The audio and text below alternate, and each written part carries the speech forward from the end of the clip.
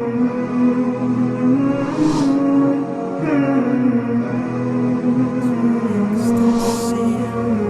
can call me worshipper, you can call me follower, but I'm just a wanderer in search of my lover. You can call me worshipper, you can call me follower, but I'm just a wanderer in search of my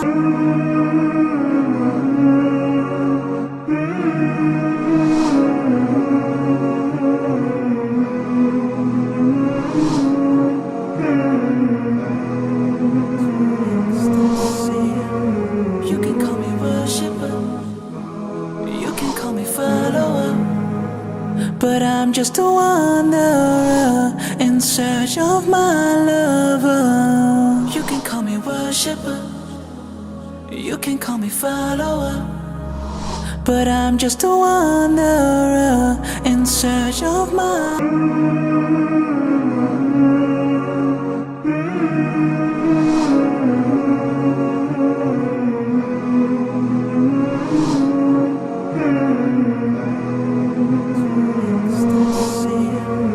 You can call me worshipper, you can call me follower, but I'm just a wanderer in search of my lover. You can call me worshipper, you can call me follower, but I'm just a wanderer in search of my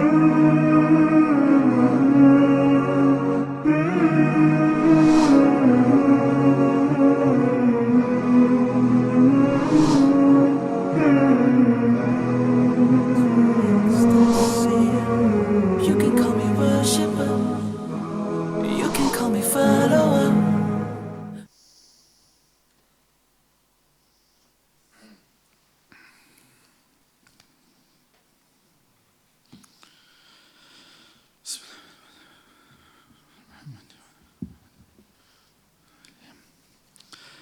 Alhamdulillah Rabbil Alameen, wassalatu wassalamu ala al-ashrafil anbiya wal mursaleen, amma ba'd. Alhamdulillah, in this 2-3 day of retreat of Salah, that many aspects of it will be covered, and some aspects already have begun and you've sat through. So for example, in the morning session before Zohar, Ustaad Sheikh have gone through the Salah. He introduced the purpose of what are the 5 constituents of Salah and some of the rulings, which is very important. And as part of that, he's also covered the prerequisites, i.e. needing for either ghusl or wudu as well, which are very important. So like he is mentioned, in this Salah retreat for the next 2.5 days, that many aspects of Salah will be covered. So for example, as we have heard just now, that Salah, we just take it as a ritualistic actions, the movement of the body. But very seldom we actually consider the spiritual aspect, the connection to Allah subhanahu wa ta'ala, and so on. So later on, inshallah, as we progress, we'll also learn many other spiritual aspects, and this is going to be one of them now. But as mentioned, and we'll cover in detail later if time permits, inshallah, that Salah, when we do offer, that it is not just like a movement and actions we do. And like our teacher Hazrat was mentioning yesterday, that many people look at Salah as a burden, as just a chore that I want to just do and be relieved of. People, very easily can answer yourself, is this true or not? Or do you really look at Salah as a means of blessing, as something you look forward to? Especially people who living in the Western world, the winter time. Salah comes very, quite close, the Zohar, Asr, Maghrib. Do you feel burdened, 1 hour time after another Salah, or do you say, great, all the Salahs are together, and every hour we're going to meet Allah subhanahu wa ta'ala? Just one question, you don't have to answer me, I want you to ponder and think. And if that becomes like a burden or a chore I have to do, and struggling to offer, or I find it very heavy-heartedly we're doing it, that's a sign that how we really view Salah. And here is all in good. Yes, I love Salah, alhamdulillah. I love to do the namaz in the masjid, amongst the pious people, the mashaykh and the awliya, and especially our teacher is present. It's very easy. Taraweeh just like a very easy we can offer. But times when we go at homes and in our day-to-day routine, how is our Salah in my life? And in reality, how the Anbiya, especially Prophet Muhammad sallallahu alaihi wasallam, the Sahabas, the Ahlul Bayt, the Aimma, especially the Mashaykh like Hazrat Sahab, Sheikh Abdul Aziz, the Sheikh Sayyidina Abdul Qadir al-Jilani, rahimahullah, they really, had Salah as though it's the coolness of their eyes. It's the most pleasurable act that they would look forward to. They would look forward to from one prayer to another. And that's why likes of Imam Zain al-Abidin, the grandson of Sayyidina Hussein, Sayyidina Ali anhu, and the son of Sayyidina Hussein anhu, they was known as the crown of worshippers, Zain al-Abidin. Why? Because it is said about him, more than that even, he used to offer 1,000 nawafils per day. That was just a normal routine he used to do. And it's not that he just sat in the masjid all day long doing, ibadah and nothing else. He lived a life, he had a family, he was a businessman. In fact, he had a very beautiful gardens, palm tree gardens. And he would go next to each palm tree and offer 2 rakat. And it could be hundreds of palm trees. And he'd offer 2 rakat as like a thankfulness to Allah subhanahu wa ta'ala. So obviously, in one sense, Allah subhanahu wa ta'ala created him, although in a blessed family, in a blessed bloodline. At our level as human being, we have that capability or the potential at least. Why is it there's a night and day, heaven and earth difference? There must be a reason why that there is a difference, that we just take it as a chore. Or for example, like those who travel, ask brothers who are traveling now, they feel happy, I don't have to do sunnah now, you'll only 2 rakat farz when it comes to Zohar. Yeah, only 2 rakat, that's it. Normally you have to do 12 at home, and I'm free, only 2 rakat, I'm happy today. I don't have to do Taraweeh because I'm traveling today. There's no Taraweeh for me. It's only Nawafil. Those who think like that, then they should ponder why this is so. Whereas, many times, yes, there's a Sharia, injunction that the prayer, which is 4, become qasr, you do half of it. So we do that as an instructions. But when you're resting, for example, you're in your hotel, for example, you're a traveler, but you're in a hotel, you're relaxing. Why does that make excuse? I don't have to do, Nawafil prayer now. I'm only a traveler. I'm not talking about, can you do it or not? Not going to the legal rulings of it. You have the option, mashallah. I'm talking about the mentality because we're talking about the spirit of Salah here. So these are some of the indications to make me, myself especially, realize that how much attachment do we have and value do we have about Allah subhanahu wa ta'ala and things that He's actually gifted us. Remember, Salah is a gift from Allah subhanahu wa ta'ala. In the night of Miraj, when Prophet Muhammad sallallahu alaihi wasallam had actually traveled all the way to the heavens and beyond, and he met Allah subhanahu wa ta'ala in a manner that suits His Majesty. And after the long conversation and in a meeting of Allah and His beloved, that as a parting gift, what was given? It is the Salah. But is it really a gift in my life? We should really think about. And really, that's an indication why the Salah is actually transforming us. Like I said, maybe we'll get a chance to discuss that later. But just to recap what our teacher just mentioned, just maybe about half an hour ago, that people who have certain qualities based on the hadith, that rather than offering Salah, they've even been warned not to even enter the masjid. We just heard it half an hour ago. So who remembers? There's 5 qualities mentioned of people. So very quickly, we've got a short period of time. Just put your hand up, I can mention. So it's like a quick recap as well on what we had earlier.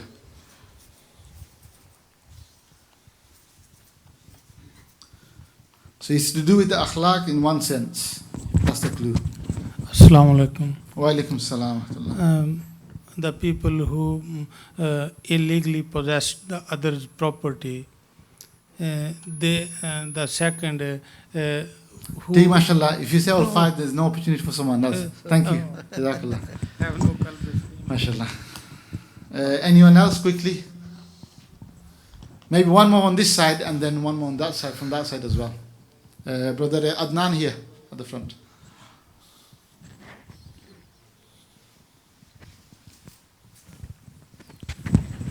The second one was the deceiver, the one who deceives and lies to people. Okay, it's part of that, mashallah, which is also, you could say, part of the first one as well. He's deceiving people and so on. But yes, that's good, mashallah. That is one of them as well. Yes. So that's not in any order. We're just mentioning it. So first one, brother mentioned over there, and you mentioned a third one. Assalamu alaikum. Basically, it's a zina. Someone does zina, Yeah. and it's not. Those who are not modest, who commit zina. So zina, remember, as we saw in the presentations, zina, the actual act itself is the greatest, the misdeed of the zina. But remember, the hadith and principle of the Islamic teaching is that zina of the eye is to look with the lustful gaze. That's the zina of the eye as well, at a lesser level, but that's also zina. Zina of the hand is to touch, a non-mahram, opposite gender as well, or same gender, in this day and age, or people think they have. Do you two more from this side? Anybody? Gee. Only two left. Who does not speak truth with his tongue? Okay. MashaAllah. Okay. Anything else?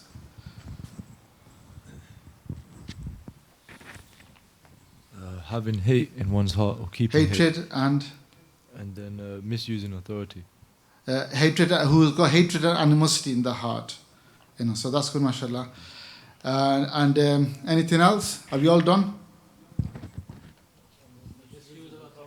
Misuse of authority. That's very important. So an example given, misuse of authority could be that you have authority with your tongue, you misusing that. You have authority with your hand, you misusing that. So again, you can apply to your bodily organs as well, each 7 organs of the body. So this is a brief reminder. So for example, the fifth one, the modesty, what's that relates to? Obviously, if your private parts, for example, as well. And to keep up of that. And why am I actually mentioning this again is trying to give you a link, a connection to the purification of the 7 organs. Remember that you did in the first, second day. And that's why the mashayikh sometimes, are given, handed on a plate very simply, how to do the tick sheets. We think, it's a very simple concept. But the background and the wisdom and knowledge behind why all this compiled in such a simple manner that any layman can follow is, you can see now some of the wisdom behind it. So if someone actually starts going through the 7 organs of the body sincerely, then automatically some of these qualities will be eliminated from his life, or step by step, inshallah. So now I'd like you to focus on the presentation on the other side of the screen. So if you want to slightly maybe turn around so they can see the screen on the other side. So alhamdulillah, like has been mentioned, that all this time we are struggling with our salah, our thoughts are wandering here and there, we are actually finding it difficult to concentrate.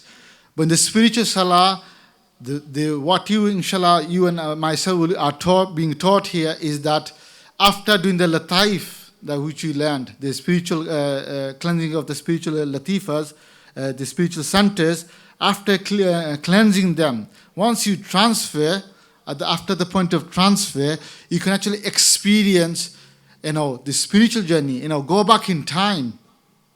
Imagine your mind and heart is engaged in this, then there's no time, for you to actually wander here and there, or there's no time allowed for yourself to wonder about something else other than salah. So for example, you say Allahu Akbar after your lataif, and I'll actually do a recap as well, just for a refresher, inshallah. I believe most of you are aware what are lataif. Who doesn't know, put your hand up. So everyone is aware? Who is not aware? Just put your hand up if you're not aware of what is lataif I'm talking about. This is basically a spiritual cleansing and spiritual charging up, so that our ruh, our spirit can transfer. There's certain lights in our body that you have to purify, and it's like the ignition to start the car of the Ruhani journey. So everyone is aware here? No one is not aware? So you're not aware, Brother Mansoor? Oh no, are you on behalf of someone else? Okay. Right. Anyone else from this side? Okay. So inshallah, if those who are not aware, it's fine, inshallah. Ustaad Brother Mansoor, inshallah, will go through with you, while we go through the recap session here as well, inshallah. So after the lataif and the spiritual cleanliness, we transfer, and we, as though we stand here in the masjid, behind our, for example, Hazrat Sahib, as you can see the image here. We stand, and as soon as we Allahu Akbar, we spiritually transfer, and we travel. Go back in time. The ruh, the spirit is very, very powerful. Remember this. It's very powerful. It has no limit of time and space. It can go forward in time or it can go back in time as well. So what we is actually showing you is signposting you so that first of all your intellectual ability understands. Then the ruh and spirit will follow this as well. So you can even go back in time or time of Rasulullah sallallahu alayhi wasallam. And inshallah, you might know, until now you might be thinking, it's impossible. This is the stories of the books I've heard, from the books of the awliya. But now, alhamdulillah, by the blessings of Allah subhanahu wa ta'ala, and the fiyuzat and the special blessing from the mashayikh as a means that you will be taught and will be practicing this now very shortly, inshallah. So as though with this we go back in time and our spirit travels to the heavens, to the clouds, to the mountains as well. And then we enter in the old city of Medina, the Masjid al-Nawawi, as you can see. So this is like an image, artistic impression of how city would have looked like 1400, nearly 1500 years ago. All the houses here, as you can see around, some of the companies are there, like Usman and Sayyidina Usman and Sayyidina Abu Bakr Siddiq, and other companies all around. The whole complex now, as you can see, when you go to Medina Sharif now for Umrah or Hajj, whole complex is actually beyond this now. It's actually gone all the way around. It's part of the masjid now. So this is like the whole city is there. Very, very small in our modern day concept. But here you can see the masjid itself. This is the open courtyard. This is the masjid place and the imamat. The Rawdatul Jannah, the green carpet part you see in Medina Sharif. This is the actual part. It's not very big, as you can see. Maybe the size of this masjid or slightly bigger maybe. With palm leaves, the straws are covered the roofs as well. And that's where the Prophet ﷺ, the hujurats are there, of Sayyidina Aisha Siddiqa, and other Sayyida Fatima radiallahu anha, and others, other hujurat that you can see on the side. So now in the modern day, if those who have been, just show of hand, who's been to Medina Sharif? MashaAllah, almost quite a vast majority. So as you go, if you can imagine the Jannatul Baqi in one side, and these are the hujurats you see, along the masjid as well. So Jannatul Baqi in this side, and you enter through this door nowadays. This one on the side, as you can see at the back, this is not like a shaded place. This is the Sufa, the Sahabas who used to stay here, who came from the Muhajir, the immigrants who are not originally from Medina Sharif, who actually then became the people who took refuge, especially the Muhajirun who came from Makkah Sharif as well. So like Sayyidina Abu Huraira and many other companions, they used to reside there. So here this is a model straight away. What concept does it give you? Which is missing in our day and age, in our masajids. What concept is, masjid is not just a place of prayer. It's a hub for the community and also a refuge for the destitute, a refuge for the homeless, where they can take a refuge, where Rasulullah sallallahu alayhi wa sallam used to share his blessed food with them. Sometimes a gift would come of food or even a milk. He would give it to them first. They would drink to their fill, and then it would come to Rasulullah sallallahu alaihi wasallam. Then he would drink or partake in the food. So this is the concept. So those who actually are running masajids, our committee members, is something to think about. How we actually facilitating our masajids, our places of community centers and masajids in this way or not. Or is it just a 5 daily prayer? You come in, open the door, pray namaz. Then if someone musallis are late, we're waiting with their lock and key and knocking on it, indicating that we're going to lock the door. Please hurry up. Is that the masajid? Or it should be something in the center of the community as well, where the refuge, the homeless are coming and seeking refuge and benefit from as well. So just something to just a side point to think about anyway, inshallah. So there, this is the masjid where you'll be there. Imagine you'll be under there, this palm tree straws there. You're offering salah in front of Rasulullah sallallahu alaihi wasallam. Just to make you understand, if you look at the city, you will be traveling through these palm leaves. Can you see the palm trees, the straws on the ground, the sand, and then you travel continuously. Then you see, go inside the masjid. So the bird's eye view is this here. And if you now imagine you travel through or go inside the masjid, here it is. There's one of the pillars of the masjid here. There's another one. There's the mihrab. There's the imam leading the prayer. There's all of you there. Spiritually, you go back in time. Many people experience the actual offering salah amongst the sahabas as well, amongst the many pious and righteous. There's the palm leaves there, there's the straws. So we'll be offering salah there in a ruhani sense. Inshallah, very soon after another recap, we'll be practicing this. Then from there, we'll be then traveling further and then going to the blessed Kaaba Sharif in Makkah, going to the skies again, going to the mountains, and we'll be arriving in the old Kaaba, the sacred Kaaba, the house of Allah subhanahu wa ta'ala. So as you can see, the Kaaba will be offering salah there in the old, in olden times. In the olden time, there was not these tall buildings and massive mansions you see around. It's all like I say, the mountains and the valleys.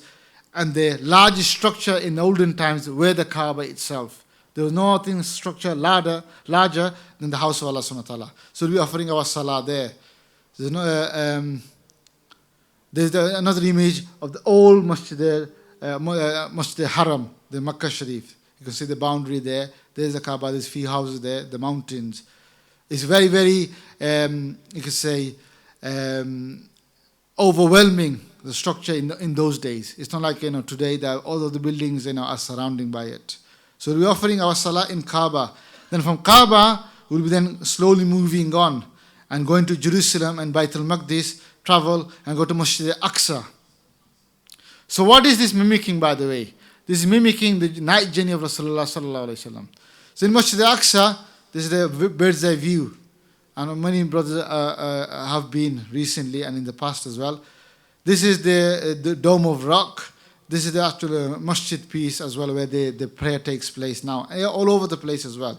And the whole of that boundary, as you can see, it is actually the part of the masjid. All of that is a masjid, by the way.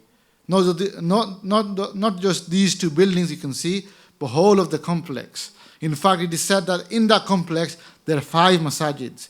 2 are visible here. There's another one you can see.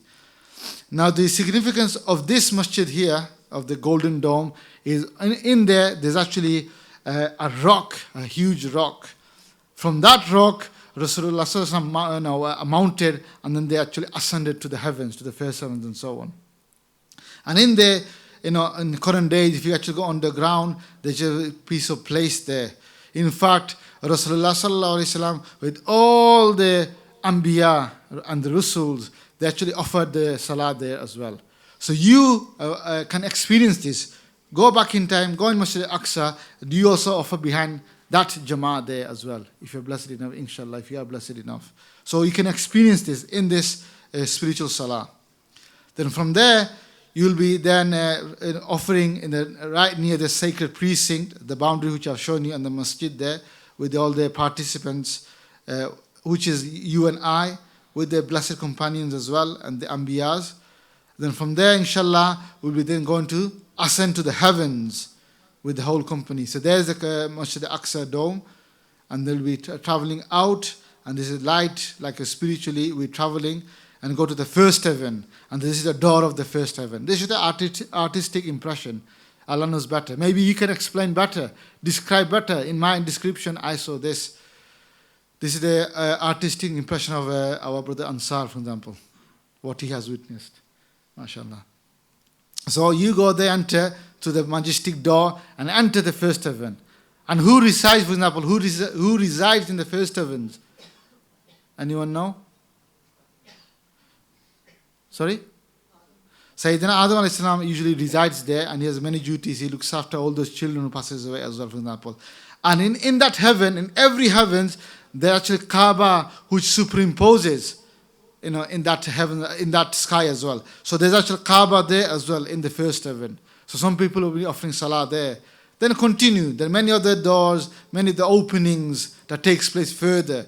Like then someone will maybe go to the second heaven, a second sky, third sky, fourth sky, fifth sky, even seventh sky. In the seventh sky, there's a special Kaaba for the angels. Do you know what that is? Anyone heard of that? Baitul Ma'mur, that's right. Some will be blessed to actually offer our salah there with the angels and with the Anbiyas. So first heaven there, as you can see, offering salah there. And then this is the whole journey showing. From Fairs to Medina Sharif, to Kaaba, to Masjid Aqsa, the opening to the heavens, and going to the different heavens as well. This is all happening in the company of the teacher. Now, remember that as you'll be going through in salah, you just let your experience flow. If you find yourself, you're just staying in Medina Sharif only and offering salah, that is absolutely fine. Because then we get feedback from the previous retreat, people get confused. I did not know whether to stay here, or I did not know how to go to the Kaaba Sharif. Whatever is naturally flowing, let it flow. If you find yourself, you're going from, for example, Masjid Nabawi to Masjid Haram in Makkah Sharif, then from Makkah Sharif going to Masjid Aqsa in Jerusalem and first heaven. If you're happening naturally, that's fine. But if you find yourself now you arrived in Kaaba and you remaining salah you're offering there, that is also fine. The thing is it becomes an individual journey. So because of the individual journey, whatever you reach, that is also absolutely fine. You just carry on and be in that state and experience, and maybe receive some advice and guidance if it's possible as well, inshallah. So how this will be done, just to recap, just to mention, is that once we do our Lataif practices, I'll do a recap because the majority of us are aware of it. Those who are not, Brother Mansoor, inshallah, will go through at the back as well for their benefit. Brother Ustaad Naveed as well, who are here from Denmark. I'll generally recap for everyone else. And then inshallah, we'll have a short break, and then inshallah, we will actually do our practice salah as well. The Nawafil prayer, we'll do a 2 rakat, 4 rakat, whatever it is, we'll practice it with the Imam, inshallah. And how this will practice is that, we'll be sitting in a saf, not in a gathering, like we are sitting, we'll sit in a saf, like in rows, have some space between, sit down, and in a very short period, we'll go through. So normally in the Muraqabah, we take 4 or 5 minutes each latifa. But in the Salah, will be shorter, maybe 1 or 2 minutes each. The Ustad will go through just as a reminder what to do next. You go carry on one by one. And once you've done the latifa, all the 7 of them, body disappears, the latifa disappears, you spiritually transfer. And then with the teacher, inshallah, they'll stand up, the Imam will stand up, you say Allahu Akbar, and then let yourself flow, inshallah. So this will be the actual practice itself. Any questions so far, what I have said, in terms of presentation or the methodology? Yes, brother. So what's your name, brother? Walid, yes.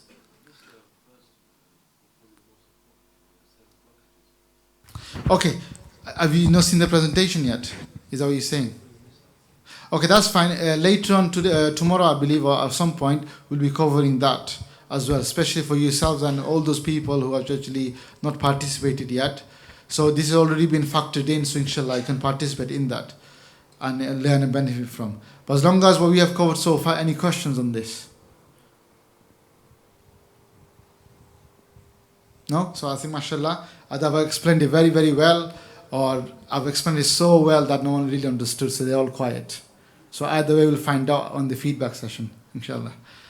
Okay then, everyone just quickly stand up, just refresh your muscles and let the blood flow.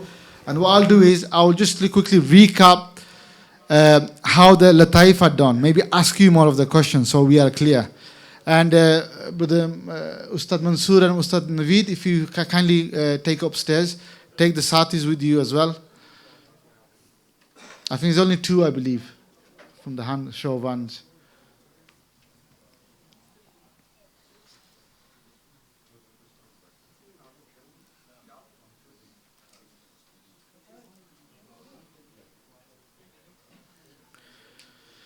Okay, if you could just make your way upstairs, those who actually missed the, as a recap, as the main session, so they'll explain.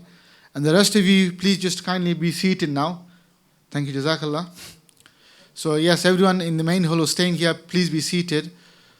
How many are going now? With the Mansoor, I think there's only 2. I see quite a lot of people are going. No, if they know, they tell them to stay here. I only said those who've not seen Lataif whatsoever.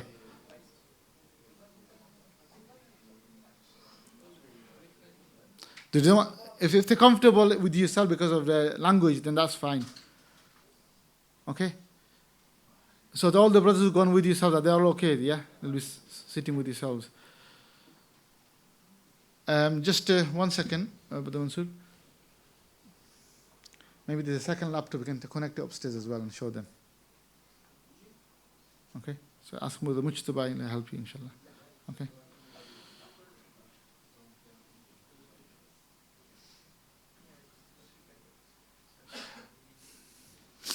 But yeah, just do a short investment. We're going to start soon, inshallah. Okay. Bismillahirrahmanirrahim. So inshallah, for the rest of you, please just come forward and be seated. So this is, all of you are aware of this. Yes or no? Just show your hand if you're not aware still. If you are, mashallah. I'll just play this so that you know all angles of it. So as you can see the image, so everyone's not clear.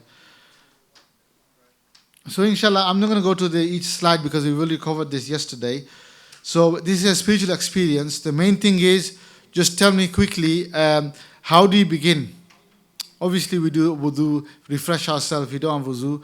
And then first thing we do, what do we do? Check the intention, mashallah. After the intention, then what?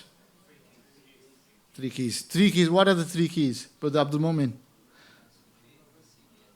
MashaAllah, good. After the 3 keys, and then inshallah we offer the protection adhkars. What are the protection adhkars? Yeah, we've done all that. What are the protection adhkars?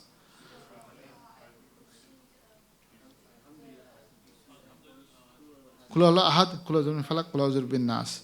MashaAllah. After reciting them, then what do we do? So you blow on your palm, make it like a cup, blow in your palm, rub it all over your body. Just so that you know why do we do this is important, is because we're going to actually transfer and spiritually carry on. So that there is no interference from shayateen in terms of, corrupting our thoughts, or like for example, we're not practicing it properly. To remove any interference, this is done as well, as an extra layer of protection. Although you've done your musnun askars in the morning in the house of Allah subhanahu wa ta'ala, the major shayateens are locked anyway. So, nothing shouldn't really distract you, but just in case, this is a practice as well. And it's a good practice in your own time at home as well. Okay, so after the protection adhkars, what do we do? The 3 thoughts. So show our humbleness.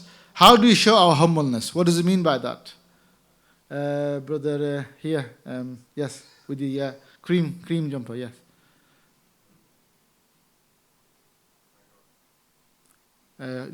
So you don't know the 3 muraqabas you do before you start the Lataif? So you say in your own words, what the 3 muraqabas, what do you do? MashaAllah. So you learnt it by words, but you know what humbleness is? Ji? Okay. Okay, so humbleness basically means, I'll show you the definition here, is that just think that I am not able to worship, love, fear Allah, or remember you as you deserve, or not even according to my ability. One thing is the rights of Allah, which let's say we cannot fulfill. We're trying our best. One is I have a certain capability. Like for example, I have 100%. I'm not even doing my 100%. I'm only doing maybe 50%. So by thinking that we feel as though we are nothing, we rely on Allah subhanahu wa ta'ala, we ask for our forgiveness. Okay? So that's humbleness. What's number 2? Yes, shukr, thanking Allah subhanahu wa ta'ala for a blessing. And then the number 3 is reliance on Allah subhanahu wa ta'ala, which is tawakkul, that I said that, well, what do you think? Don't think about your own deed as well. Say, Allah, I do not rely on my own capability or the amals I'm doing. In fact, I rely on you completely. It is you who will take me to your closeness, to your pleasure. So that is reliance. Then after that, what do we do? Brother Ibrahim.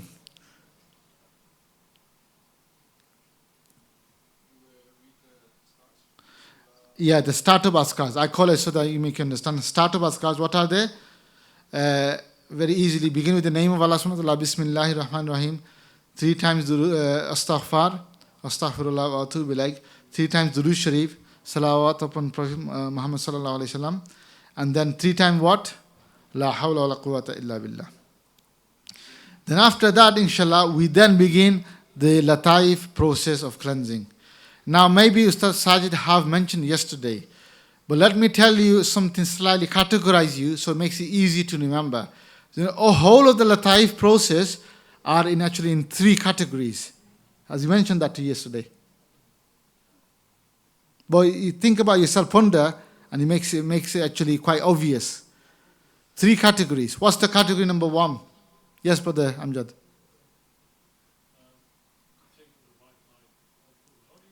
Yep, mashallah. So you know what the lataifs are? Red ones are there below the navel, the orange one on the navel itself, and the yellow one is in the stomach area above the navel, the belly button. The green one is in the chest area. Then the light blue is in the throat area.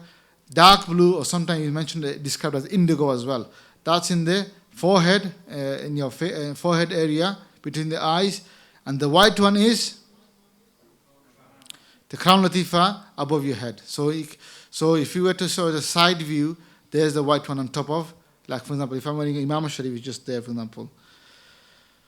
So now when we actually practice these latifa, the first stage or first category is what?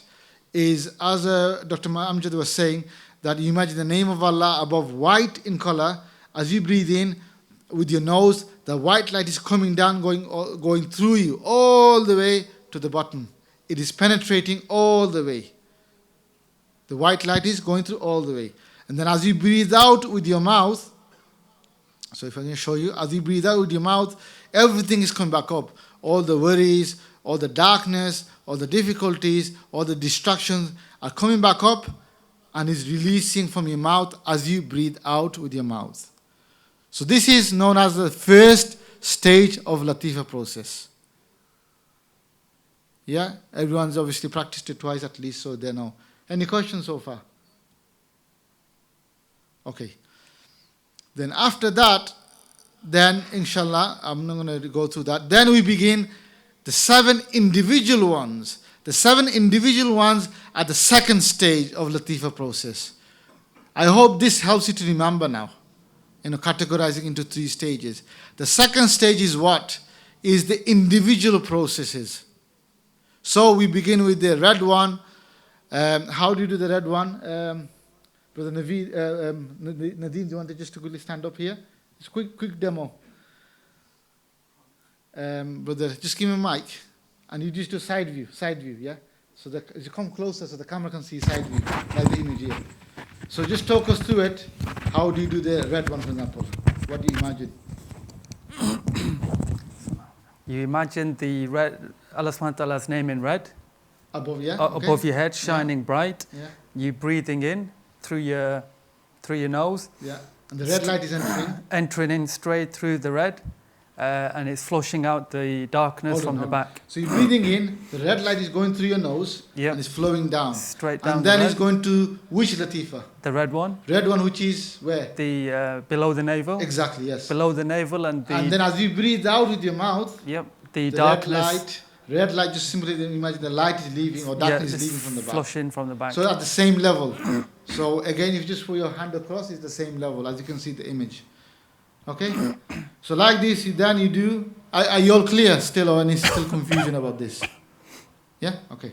Then, okay, thank you very much, Brother Nadeem.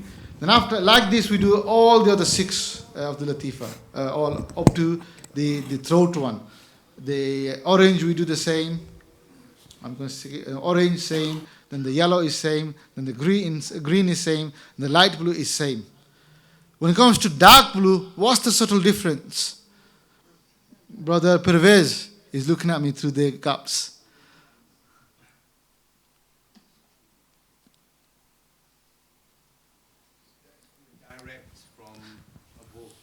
So as you breathe in, it still as you breathe in, it's still going through your nose, but it goes to your throat. That's not direct yet. Okay, I wanted to call you out because people think it's that. When does direct happen is at that moment. When you start doing your forehead one, the dark blue. When you breathe in with your nose, still breathing same. Breathing is always the same. What it is, now the lataif, the dark blue one is directly going in to your forehead, and as you breathe out, it's going at the back of your head. And the white one, again, is the same. That completes what? What category? Second category, Ji, mashallah. Malik Sahib saying second, mashallah, he did well. Then after that, we move into slowly. It's a very, very smooth transition, seamless. We go into the third category, which is what? You can still carry on breathing. There's no stoppage there.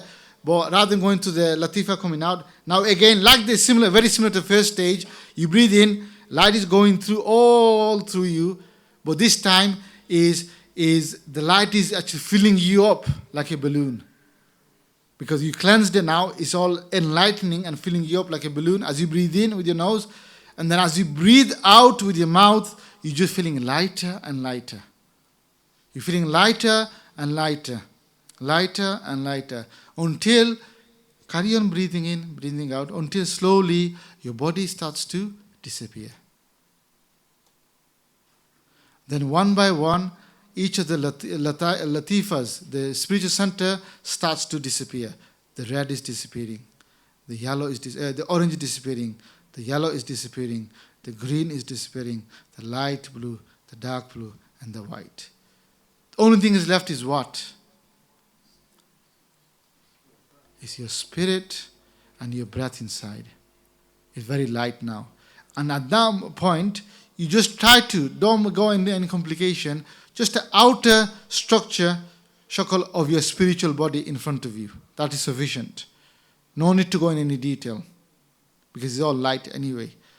And then you continually breathe in, breathe out, and now you're getting ready for what?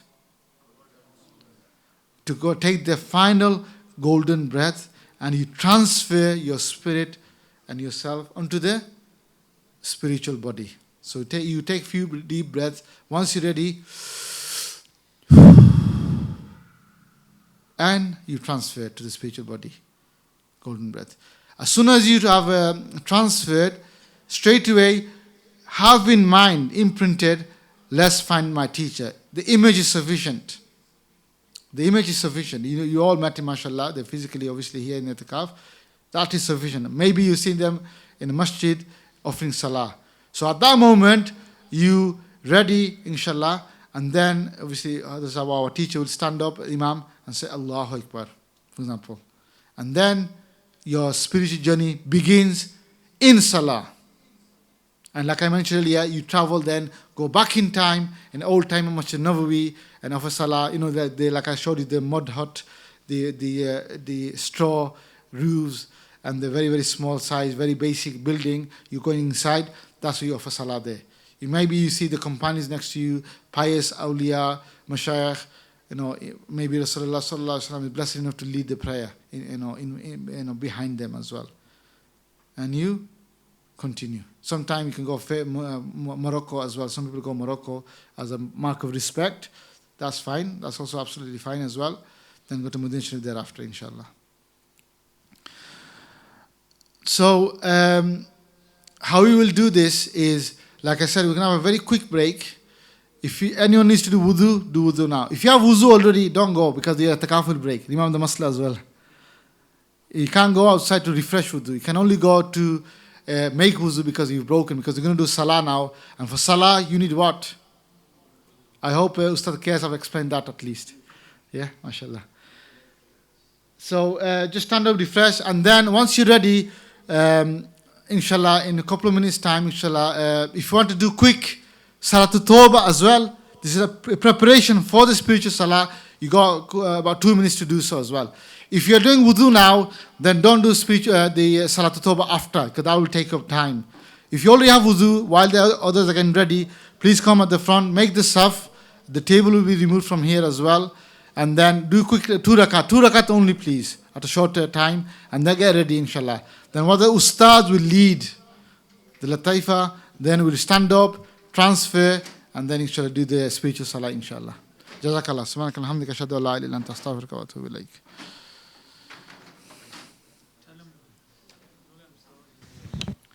No, that's fine. Just tell him to move the table. Just give him about 5 10 minutes. Let me just quickly go upstairs and see if they indicate anything. Brother, there's literally a 5-minute break for freshen up your wudu or read your salah. Yeah, those doing wudu, just come and get ready. Don't start reading your salah. Yeah.